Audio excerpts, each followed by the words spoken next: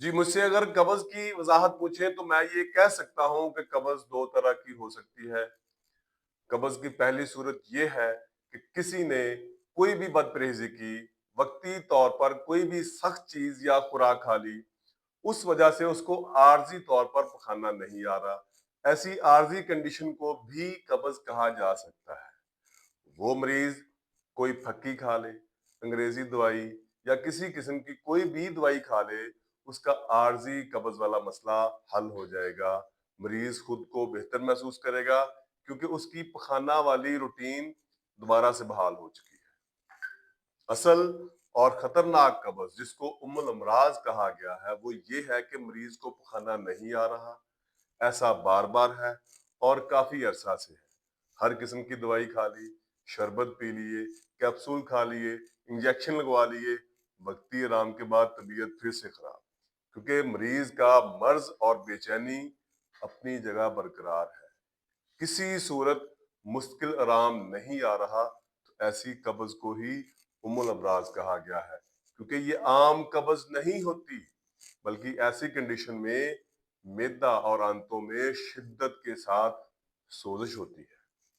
اس کی سب سے بڑی پہچان یہ ہے، مریض کچھ بھی کھا لے، تھوڑا کھائے، زیادہ کھا لے، اس کا پیٹ پھولے گا، مٹکے کی طرح فوراً پھولنا شروع ہو جائے گا۔ ایسی کنڈیشن میں بڑی آنت کا آخری حصہ معدہ کی سوزش کی وجہ سے زیادہ متاثر ہو جاتا ہے، آنتیں پھول جاتی ہیں، راستے تنگ ہو جاتے ہیں، جس کی وجہ سے پخانہ آسانی سے نرمی سے خارج نہیں ہوتا۔ ایسی قبض کی دوسری بڑی پہچان یہ ہے کہ مریض کو پخانہ جب بھی آئے گا وہ باریک آئے گا، اور ایسا کیوں ہے؟ کیونکہ معدہ اور آنتوں کی سوزش نے آنتوں کے اندرونی راستوں کو تنگ کر دیا ہے، جس کی وجہ سے ہر بار پخانہ باریک آ رہا ہے۔ اسی قبض کی تیسری بڑی پہچان یہ ہے کہ مریض اپنے جسم میں، کندھوں میں ہر وقت کھنچاؤ محسوس کرتا ہے۔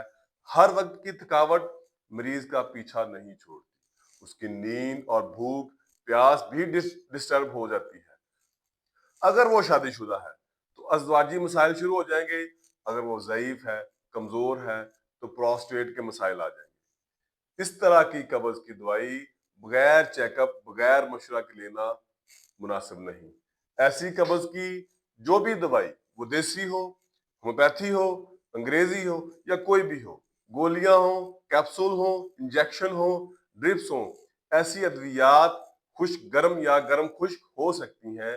ایسی ادویات انتڑیوں میں عارضی طور پر ہلچل پیدا کر سکتی ہیں، پخانہ پانی کی طرح پتلا کر سکتی ہیں، لیکن بہتر انداز میں اور مقدار میں پورا خارج نہیں کر سکتی۔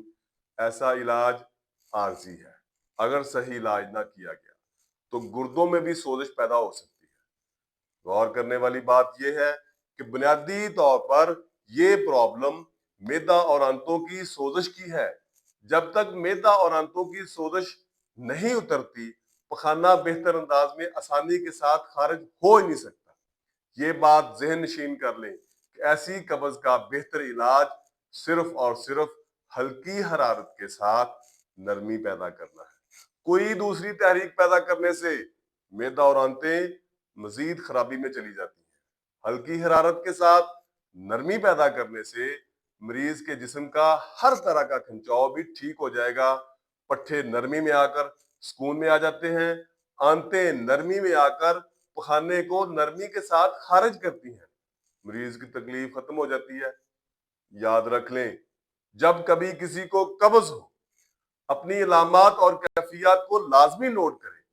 اگر علامات عارضی ہوں، وقتی دوائی سے آرام آ جائے تو ٹھیک، لیکن اگر علامات مستقل ہوں، کوئی دوائی مستقل کام نہیں کر رہی، تو میرا مشورہ ہے کہ قبض کی دوائی کھانی چاہیے، لیکن مشورہ کے بعد، کیونکہ معدہ اور آنتیں ہی آپ کے پوری باڈی سٹرکچر کو قائم اور صحت مند رکھنے میں مددگار ہو سکتی ہیں۔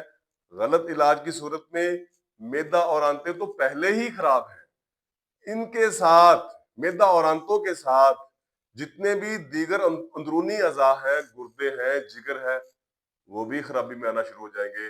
اس طرح طبیعت دن بہ دن مزید خراب ہوتی چلی جائے گی۔